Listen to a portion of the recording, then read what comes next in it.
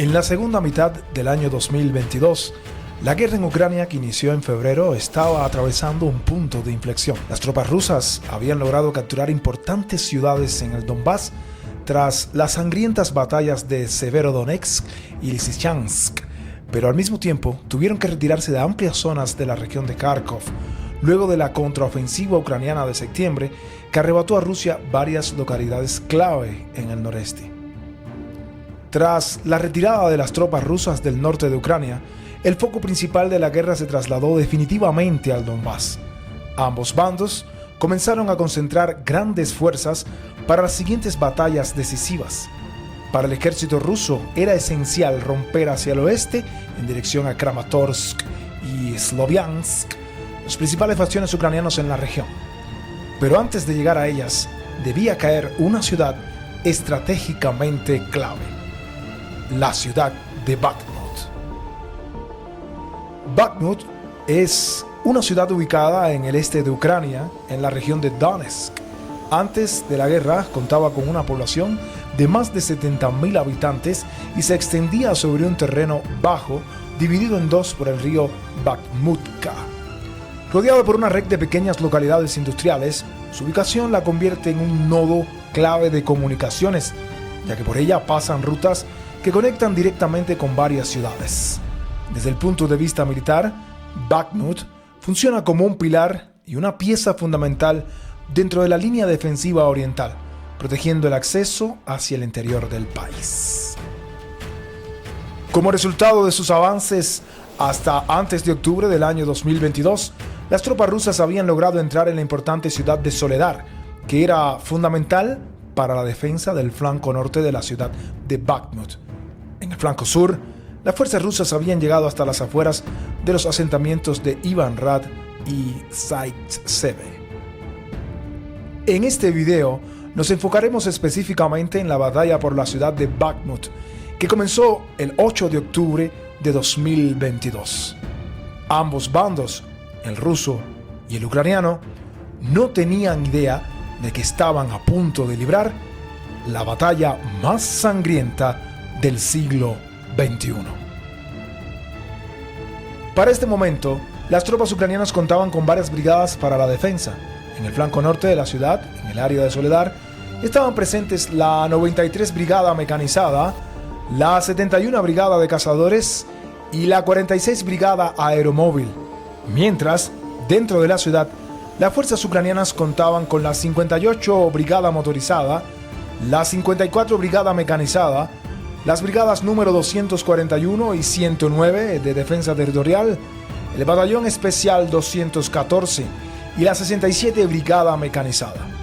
En el flanco sur se agrupaban las brigadas mecanizadas 62 y 53, además del primer Batallón de Infantería de Marina Independiente y la brigada número 30 mecanizada. Todas estas unidades bajo el mando del general Oleksandr Tarnavsky.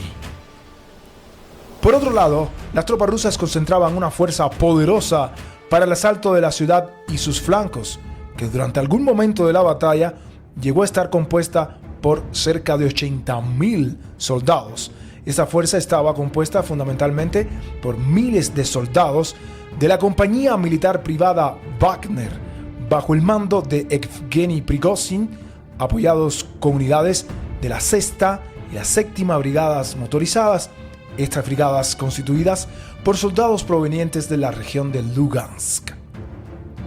Por esas fechas, el general del ejército Sergei Surovikin es nombrado comandante de todo el grupo de fuerzas rusas en Ucrania precisamente el día 8 de octubre. Más tarde, Prigozhin afirmaría que este día es el verdadero inicio de la batalla por Bakhmut, llamándose a sí mismo y a Surovikin los arquitectos de la operación trituradora de carne de Bakhmut. El 8 de octubre comienzan los asaltos rusos. Las tropas de Wagner avanzan sobre Ivanrad y Zaitsev, debilitando significativamente el flanco sur de Bakhmut. Ese mismo día, el grupo Wagner avanza sobre la propia ciudad, logrando entrar por el este y estableciéndose en esa zona. Al mismo tiempo, la mayoría de los ataques al norte son completamente repelidos. En el flanco sur, los pueblos están ubicados de manera más caótica y hay más líneas de árboles entre ellos. Al norte, las defensas ucranianas se anclan en una sola línea de pueblos bien fortificados con campos abiertos entre ellos. También, a diferencia del flanco norte, en el flanco sur, los ucranianos no cuentan con muchos vehículos blindados y esto influye en que los defensores sean empujados rápidamente hacia atrás. El día 20, fuerzas ucranianas de la 54 Brigada Mecanizada contraatacan a Wagner cerca de la planta de asfalto en la ciudad, pero no logran expulsarlos. Mientras tanto, Wagner logra éxito avanzando en el flanco sur de la ciudad. A finales de octubre, las batallas por las afueras del sur de Bakhmut entran en un punto muerto, con ambos bandos sufriendo grandes pérdidas alrededor de los poblados de Ivanrad y Opitne. La 53 Brigada Ucraniana es la fuerza principal que defiende esta zona contra oleadas de tropas de Wagner. A comienzos del mes de noviembre, una gran fracción de la fuerza mecanizada y blindada de la 93 Brigada se retira, mientras que se espera que la 24 Brigada Mecanizada la reemplace. Sin embargo, pronto las cosas cambiarán y no a favor de Ucrania.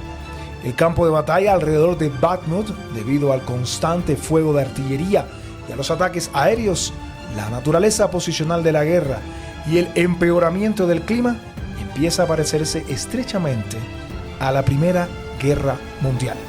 Kilómetros de trincheras embarradas y líneas de árboles quemados donde los ucranianos mantienen la defensa, siendo asaltados por cientos de soldados rusos enviados en oleadas de ataques a través de campos abiertos. A medida que avanza el mes de noviembre, el clima cambia drásticamente. Las lluvias crean barro que no solo llena las trincheras, sino que dificulta la logística y el uso de vehículos blindados. Los intensos combates alrededor de Ivanrad y Opitne persisten, mientras las tropas de Wagner y las fuerzas de la 53 Brigada Mecanizada Ucraniana libran feroces combates urbanos. Para el 20 de noviembre, la 66 Brigada Mecanizada y el 425 Batallón de Asalto Skala llegan para reforzar el flanco sur, ya que los rusos deciden girar hacia el oeste. Junto con la tercera Brigada de la República Popular de Donetsk, las tropas de Wagner atraviesan defensas ucranianas más débiles, logrando una importante ruptura gracias al elemento sorpresa.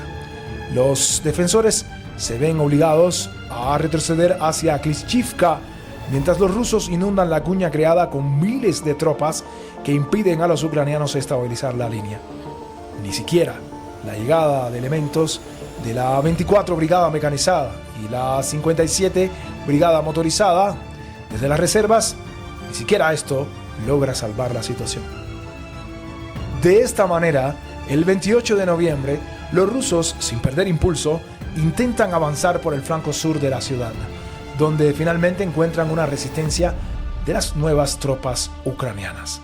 El 3 de diciembre, los rusos encuentran otro punto débil en las defensas ucranianas, la aldea de Yakovlivka, al noreste de Soledar, alrededor de la cual los combates habían durado más de 6 meses y que estuvo durante mucho tiempo aislada de Soledar.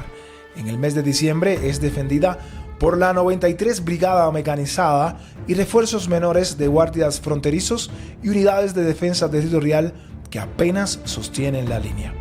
La situación de los defensores ucranianos en Yakovlivka es completamente crítica. Ahora bien, para el 7 de diciembre, los rusos intensifican la presión atacando Yakovlivka con toda su fuerza. Para el día 10, queda claro que para expulsar a las tropas de Wagner, los ucranianos deben redesplegar algunas de sus unidades para un fuerte contraataque. El plan es elaborado rápidamente. La 67 Brigada Mecanizada debe golpear un flanco ruso, mientras las fuerzas de la 10ª Brigada de Asalto de Montaña atacarán el otro flanco desde Vesele. Entre el 11 y el 15 de diciembre el plan se pone en marcha. Mientras la 10ª Brigada de Asalto de Montaña se acerca a Yakovlivka desde la retaguardia, la 93 Brigada queda atrapada en campo abierto justo frente al enemigo. Los rusos habían preparado de antemano la zona y ajustado la artillería, los tanques y la aviación sobre las rutas hacia la aldea. cuando el 20º batallón mecanizado sale de la línea de los árboles, es alcanzado por todo tipo de fuego, sufriendo graves bajas y perdiendo la mayoría de sus vehículos. Soledar, sin embargo, queda ahora significativamente debilitada, ya que el contraataque en Yakovlivka fracasó completamente, por lo cual los rusos apresuran sus fuerzas hacia la ciudad, tomando casi sin esfuerzo posiciones formidables que la 93 Brigada había mantenido durante más de 2 meses. La 24 Brigada Mecanizada, que debía sustituir a la 93 Brigada, fue desplegada en las afueras del sur de Soledar, lo cual significó un grave error del mando ucraniano. Mientras la situación alrededor de Yakovlivka se deteriora rápidamente, al sur continúan los duros combates y los ucranianos ceden terreno. Aparentemente, el mando ucraniano, después de 2 contraofensivas y la movilización rusa, aún decide mantener Bakhmut a cualquier costo, ya que es el único lugar donde los rusos atacan de frente con fuertes pérdidas. El 13 de diciembre, los rusos avanzan dentro de la ciudad de Bakhmut, donde los ucranianos mantienen la defensa. Las tropas de Wagner capturan las fábricas de Champagne y Siniat, además de librar combates alrededor de la planta de clasificación de residuos. El clima complica aún más las condiciones, especialmente fuera de la ciudad, con temperaturas que caen por debajo de 0 grados. Debido al suelo congelado, establecer nuevas fortificaciones o expandir las existentes se vuelve casi imposible. La alta humedad genera densa niebla que a veces crea oportunidades para ataques rusos con un elemento de sorpresa.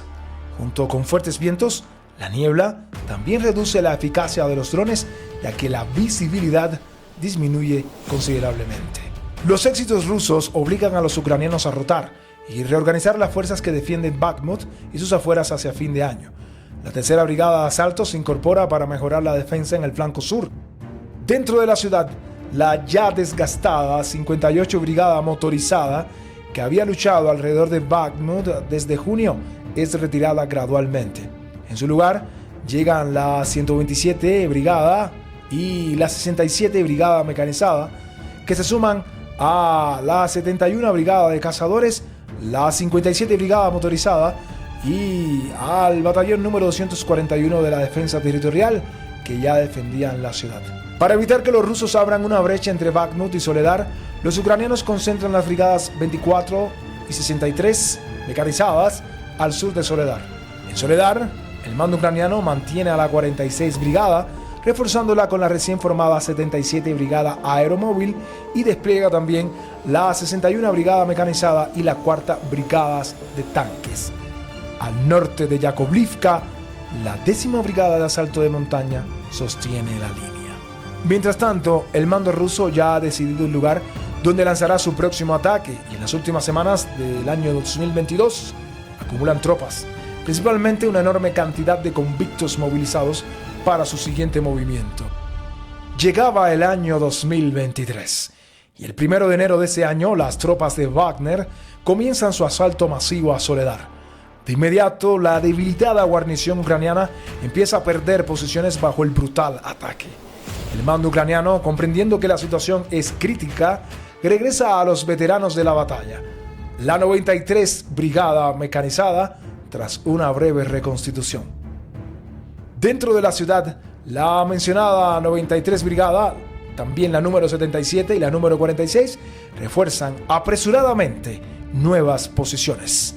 Pero esto no es suficiente. Para el 6 de enero, los rusos cruzan la carretera hacia Bakhmut, entran en Pidorovne, rompiendo las defensas ucranianas. También expanden su zona de control alrededor de Yakovlivka, acercándose a Soledar desde el este.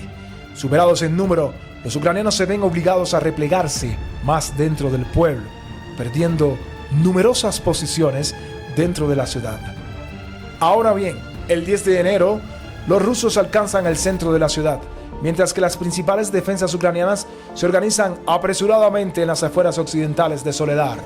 Sin embargo, en este punto, los rusos simplemente inundan la ciudad con una gran cantidad de soldados movilizados que se infiltran en calles y edificios en pequeños grupos a pesar de las pérdidas. Uno de los puntos fuertes de la ciudad es la escuela número 13, la cual es asaltada por primera vez el día 11 de enero. El grupo Wagner rodea rápidamente el edificio, atrapando dentro del edificio a unas 600 personas, incluidos soldados, personal logístico, médicos y altos mandos de diferentes unidades.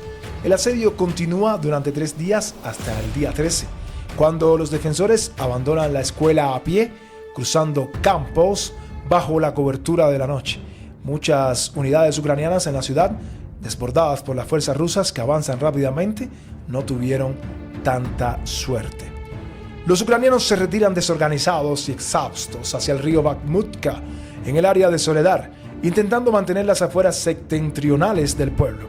En estas condiciones, la ciudad de Soledar es tomada por las tropas de Wagner el día 14 de enero. La captura de Soledar permite a los rusos comenzar los asaltos a Bakhmut desde el norte, estirando aún más la guarnición ucraniana. La pérdida de Soledar tuvo un grave impacto en las fuerzas ucranianas, ya que la retirada fue totalmente caótica. Sin embargo, también el grupo Wagner empieza a enfrentar serios problemas, ya que mientras lograban todos estos éxitos, también sufrieron grandes pérdidas. Y a medida que estas pérdidas crecen, los rusos empiezan a desplegar unidades regulares del ejército en el frente cerca de Bakhmut. Los regimientos 51 y 137 de la 106 División Aerotransportada refuerzan el flanco de Wagner al norte, continuando los asaltos en la misma dirección. La 57 Brigada Motorizada Rusa y el 217 Regimiento Aerotransportado de la 98 División Aerotransportada refuerzan el flanco sur, permitiendo a Wagner centrarse en los asaltos dentro de la propia ciudad. Es así que con estas nuevas reservas, para el día 25 de enero, los rusos expulsan a las tropas ucranianas del área de Klishchiivka. El 1 de febrero, las fortificaciones en Opygne caen completamente, dando a las tropas de Wagner acceso a Bakhmut desde el sur. Tras la captura de Pidorovne y los intensos combates por Paraskovivka, la carretera E40 también deja de ser segura. El flujo de suministros hacia Bakhmut y la evacuación de heridos se vuelve completamente inestable, deteriorando aún más la capacidad ucraniana de mantener sus posiciones. Para el 5 de febrero, los rusos atacan y avanzan prácticamente a lo largo de todo el frente, siendo el avance más lento dentro de la ciudad, donde los combates brutales se disputan edificio por edificio. Bajo el constante fuego de la artillería ucraniana y vehículos blindados, una pequeña parte de los grupos de asalto de Wagner logran alcanzar posiciones ucranianas, pero con el tiempo se acumulan suficientes sobrevivientes para iniciar nuevos ataques. La 30 Brigada, que probablemente debía reforzar el flanco sur, es enviada de urgencia al flanco norte, ya que los rusos logran otro avance allí, tomando también Krasnahora para el 12 de febrero y cruzando la carretera E40.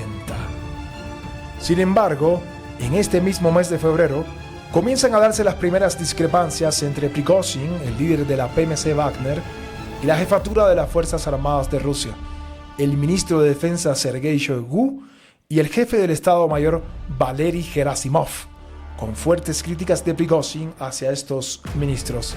El 18 de febrero, los ucranianos se retiran de Paraskovivka ante el riesgo de ser completamente rodeados.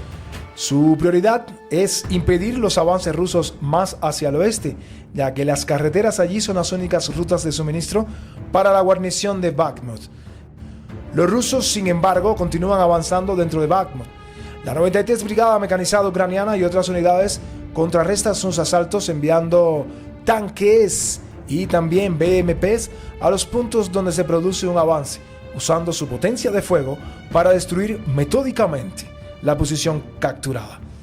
Esta táctica funciona bien porque los grupos de asalto de Wagner suelen concentrarse en casas pequeñas que son fácilmente destruidas por cañones automáticos o tanques, pero pronto las tropas de Wagner se adaptan y empiezan a destruir los vehículos ucranianos, por lo que a medida que avanza la batalla, la infantería a pie vuelve a desempeñar el papel dominante en ataque y defensa. Los edificios altos que Wagner puede usar para combatir de forma más efectiva también son minados por los ucranianos durante las retiradas, lo que indica un giro hacia tácticas de tierra arrasada para infligir el máximo número de bajas. Los rusos responden usando tanques y lanzacohetes termobáricos dentro de la ciudad para devastar las posiciones ucranianas. En ese momento, Wagner concentra a sus soldados más profesionales dentro de Bakhmut para lograr los avances, por lo que a diferencia de los convictos, estas tropas utilizan todo el arsenal ruso con alta eficiencia. Bajo esta presión, los ucranianos también se ven obligados a retirarse del flanco norte, perdiendo Berkivka el 24 de febrero.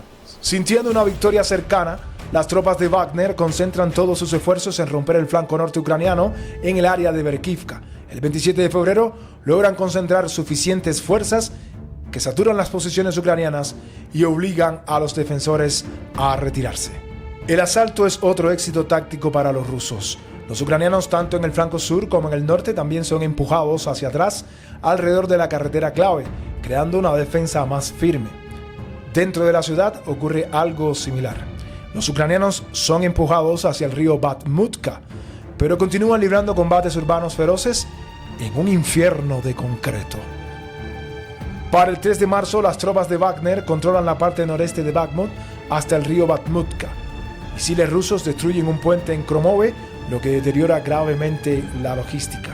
Los rusos también atacan el sector de casas del sur y sureste de Bakhmut, donde los ucranianos tienen varias unidades desplegadas. Sin embargo, no logran establecer una defensa sólida debido a la falta de coordinación. La zona donde realmente el terreno importa es el área de Kromove, donde pasa la última carretera hacia Bakhmut.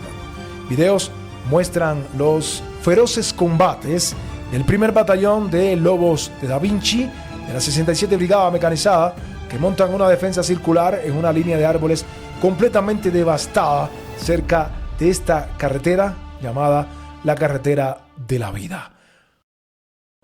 Para el 10 de marzo, los ucranianos se ven obligados a abandonar toda la orilla izquierda del río Bakhmutka, ya que incluso un pequeño avance ruso hacia la orilla derecha podría crear un cerco contra unos defensores con pocas opciones de maniobra. El 12 de marzo, los rusos lanzan un brutal asalto contra una gran planta metalúrgica. Los ataques contra posiciones bien preparadas en esta infraestructura industrial recuerdan a los asaltos a Azovstal. Sin embargo, en este caso, los ucranianos han concedido evitar un cerco completo y mantener a la aviación rusa bajo control mediante MAN-PAPS. Mientras todo esto ocurre, Evgeny Prigozhin empieza a expresar inquietudes sobre la situación en la ciudad, afirmando que el avance es lento y se debe a la incapacidad del ejército regular ruso para cubrir los flancos de Wagner, lo que según él abre la posibilidad de que los ucranianos lancen un contraataque exitoso alrededor de la ciudad. El conflicto entre Prigozhin y el Ministerio de Defensa también comienza a crecer, ya que ambos lados se encuentran siendo simultáneamente aliados, pero también rivales. Ahora bien, el 24 de marzo los rusos avanzan a lo largo de la autopista E40, pero no logran conectar las dos pinzas del cerco debido a la resistencia decidida de los ucranianos. Los ucranianos han logrado de manera casi milagrosa estabilizar la situación alrededor de las rutas de suministro, lo cual les cuesta un número significativo de tropas. Pero la guarnición de Bakhmut recibe suministros mínimos para seguir funcionando. Sin embargo, el destino de Bakhmut ya está claro. El 26 de marzo, los ucranianos, bajo asaltos rusos implacables, abandonan sus posiciones en la planta metalúrgica y se repliegan más dentro de la ciudad. Para el 1 de abril, las tropas de Wagner intentan cercar a los defensores en el centro de la ciudad. Los ucranianos simplemente retroceden a la siguiente casa cuando defender la actual se vuelve imposible. El 2 de abril, Evgeny Prigozhin declara que las tropas de Wagner capturaron la administración de Bakhmut. La bandera de Wagner es izada sobre la semi-destruida administración de la ciudad durante la noche. Sin embargo, Prigozhin reconoce que en la parte occidental de la ciudad las tropas ucranianas continúan resistiendo, por lo que el trabajo de la PMC aún no ha terminado. En este contexto, los rusos no tienen progresos en los flancos alrededor de la ciudad, ya que las fuerzas de Wagner han concentrado todos sus esfuerzos en el constante avance dentro de la ciudad de Bakhmut. Son asistidos por las recién formadas unidades creadas por el Ministerio de Defensa, principalmente con convictos, usando a Wagner como plantilla. Las fuerzas ucranianas extremadamente desgastadas continúan retrocediendo. Para el día 4 de abril los rusos capturan posiciones más cercanas al ferrocarril y para el día 9 tanto el estadio Metalurg como el estadio Avangar con edificios adyacentes. En particular, cerca del estadio Metalurg, los ucranianos quedan rodeados y un grupo especial de la 93 Brigada Mecanizada es movilizado para sacarlos. Allí, los ucranianos se enfrascan en duros combates, pero finalmente la fuerza de tarea logra evacuar a los soldados rodeados. Para el 11 de abril, Prigozhin confirma oficialmente que las tropas de Wagner se concentran únicamente en las batallas dentro de la ciudad, mientras que los flancos son entregados a unidades de las Fuerzas Armadas rusas, especialmente las famosas VDV. Para finales de abril, los rusos han avanzado desde el norte y el este, pero el lento progreso permite a los ucranianos retirarse de manera ordenada. Al finalizar abril, controlan un pequeño sector de la ciudad en edificios altos en las afueras orientales. Durante el mes de mayo, las discrepancias entre el líder de la PMC, Evgeny Prigozhin, y el Ministerio de Defensa de Rusia continúan. El 5 de mayo, ante la falta de respuesta del Ministerio de Defensa, Prigozhin amenaza públicamente con retirar a todo el personal de Wagner para el día 10 de mayo. Sin embargo, las batallas continúan y el día 3 de mayo, las tropas de Wagner asaltan edificios altos con apoyo de la recién llegada 57 Brigada Motorizada. Con los flancos completamente estáticos, los rusos concentran todo su esfuerzo en expulsar a los ucranianos del último distrito no ocupado. Emplean grandes cantidades de munición incendiaria contra las posiciones ucranianas. Para el 12 de mayo, los ucranianos retroceden más dentro de Bakhmut hacia edificios altos. Un contraataque decidido de elementos de la 92, la 67 y la 57 obliga a los rusos a retirarse, pero solo de algunas posiciones. Para el 14 de mayo, las tropas de Wagner dividen dos de los últimos 3 sectores de la defensa ucraniana en la ciudad. El 15 de mayo, los 2 primeros sectores quedan completamente separados al toparse los rusos con las fortificaciones del último sector. Para el día 17, los ucranianos se repliegan más allá de los edificios altos del último distrito. El 20 de mayo, las últimas tropas ucranianas son expulsadas de la ciudad, finalizando de esta manera la batalla por la ciudad. Una batalla sangrienta con una larga duración que terminó con la victoria de las tropas rusas. Ese día, 20 de mayo, Prigozhin declara completada la operación picadora de carne de Bakhmut, iniciada oficialmente el 8 de octubre en una batalla que tomó 224 días. El 25 de mayo, Prigozhin promete retirar todas las fuerzas de Wagner de Bakhmut y transferir el control total a las unidades rusas para el 1 de junio. Después de esto, el frente en Bakhmut se vuelve mayormente estático, con unos pocos contraataques tácticos exitosos a inicios de junio. La batalla de Bakhmut no fue simplemente un enfrentamiento más dentro de la guerra, sino uno de los episodios más sangrientos, prolongados y destructivos del conflicto, y posiblemente la batalla urbana más costosa del siglo XXI. Durante 224 días, ambos bandos se enfrentaron en una lucha de desgaste que transformó la ciudad y sus alrededores en un campo de ruinas. Para Ucrania, la batalla terminó en una derrota militar significativa. A pesar de una defensa tenaz y de infligir enormes pérdidas al enemigo, las fuerzas ucranianas no lograron sostener la ciudad. La retirada final dejó al descubierto el enorme costo de mantener la ciudad de Bakhmut a cualquier precio. Brigadas completas quedaron gravemente desgastadas, muchas de ellas, algunas de las unidades más experimentadas del ejército ucraniano. Este desgaste redujo la capacidad ofensiva de Ucrania en otros sectores del frente y obligó a desviar recursos humanos y materiales que podían haberse utilizado en operaciones más decisivas. Para Rusia, la captura de la ciudad de Bakhmut representó una victoria táctica y simbólica largamente buscada. La toma de la ciudad abrió nuevas oportunidades operacionales en el eje oriental del frente y permitió consolidar avances hacia el interior del Donbass, consolidando el control del eje oriental y obligando a Ucrania a redistribuir fuerzas en condiciones desfavorables. Además, la batalla logró fijar y desgastar a una parte considerable del ejército ucraniano durante meses. Sin embargo, este éxito se obtuvo a un precio altísimo, con grandes pérdidas, especialmente entre las fuerzas de Wagner, lo que limitó la capacidad rusa de explotar rápidamente la victoria. Desde el punto de vista humano, Bakhmut fue una tragedia para ambos ejércitos. Decenas de miles de soldados murieron o resultaron heridos en combates cuerpo a cuerpo, ataques de artillería constantes y asaltos repetidos sobre posiciones fortificadas. La ciudad quedó prácticamente destruida y su población civil fue desplazada casi en su totalidad. La batalla por Bakhmut quedará en la historia como el símbolo de una guerra moderna llevada al límite, una advertencia sobre el costo humano de la guerra de desgaste.